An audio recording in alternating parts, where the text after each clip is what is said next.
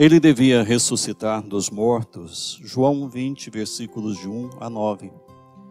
No primeiro dia da semana, Maria Madalena foi ao túmulo de Jesus, bem de madrugada, quando ainda estava escuro, e viu que a pedra tinha sido retirada do túmulo.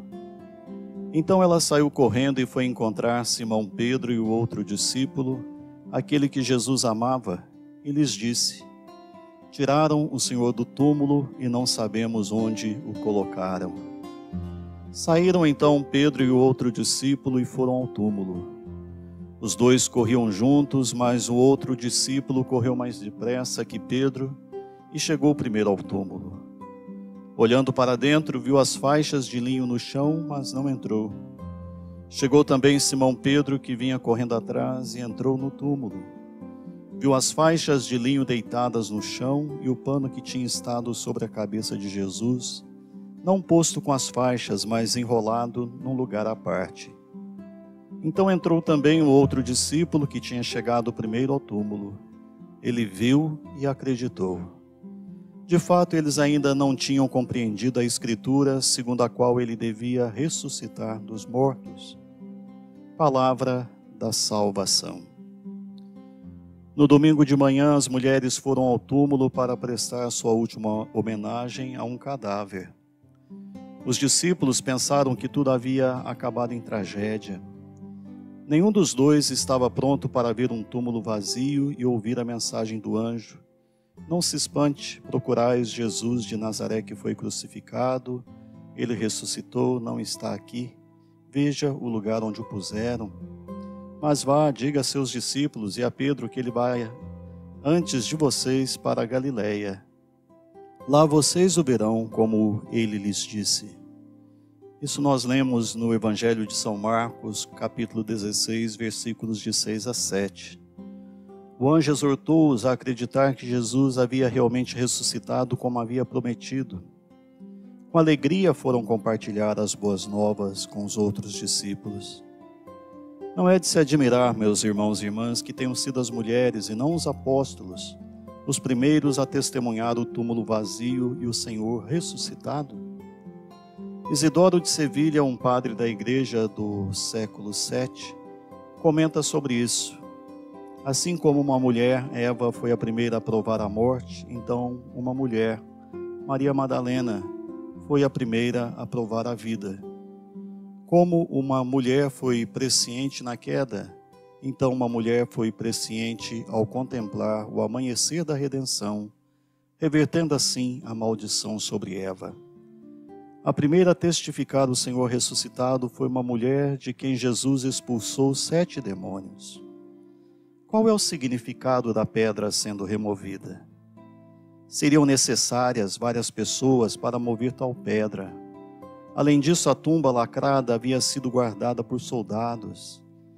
Este é claramente o primeiro sinal da ressurreição. Beda, um pai da igreja do século VIII, comenta: o anjo rolou a pedra não para abrir um caminho para que nosso Senhor saísse, mas para fornecer a evidência às pessoas de que ele já havia saído. Outra parte da igreja observou: para contemplar a ressurreição, a pedra deve primeiro ser removida de nossos corações. Isso quem escreveu foi Pedro Crisólogo, do século V. É significativo que os discípulos de Jesus tiveram que primeiro lidar com o túmulo vazio antes que pudessem entender o fato de que as Escrituras haviam predito que Jesus morreria por nossos pecados e então ressuscitaria triunfante. Eles descreveram até que viram um túmulo vazio. Beda explica porque o Senhor ressuscitado se revelou gradualmente aos discípulos. Ele escreveu: nosso Senhor e Redentor revelou a glória de sua ressurreição aos seus discípulos gradualmente e ao longo de um período de tempo sem dúvida, porque tão grande era a virtude do milagre que os corações fracos dos mortais não podiam compreender todo esse significado de apenas uma vez. Assim ele teve consideração pela fragilidade daqueles que o procuravam. Para aqueles que vieram primeiro ao túmulo, tanto as mulheres que estavam em chamas de amor por ele e os homens, ele mostrou a pedra rolada. Visto que seu corpo havia sido carregado fora, ele mostrou-lhes os panos de linho com os quais tinha sido embrulhado, deitado ali sozinho.